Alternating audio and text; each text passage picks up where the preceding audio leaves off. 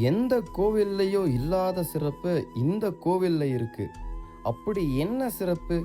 எல்லா திருத்தலத்திலையும் கருவறையில் இருக்க மூலவருக்கு அபிஷேகம் பண்ணுவாங்க. பூஜை புனஸ்காரங்கள் சிறப்பாக நடக்கும். அந்த மூலவரை திருவீதி உலாவா வெளியே எடுக்கவே மாட்டாங்க. உற்சவரை தான் தேர்ல வச்சு வீதி உலாவா எடுத்துட்டு வந்து மக்கள் வழிபடுவாங்க. இந்த வன தேவதைய பழங்குடியின மக்கள் தங்களோட பாரம்பரிய இசையோட மூலவரையே எடுத்துட்டு வந்து வனத்துக்குள்ள இருக்க ஒரு ஆத்துல வச்சு அபிஷேகம் அலங்காரம் செஞ்சு அங்க இருந்து எடுத்துட்டு போய் கருவறையில வச்சு வழிபடுறது சிறப்பு.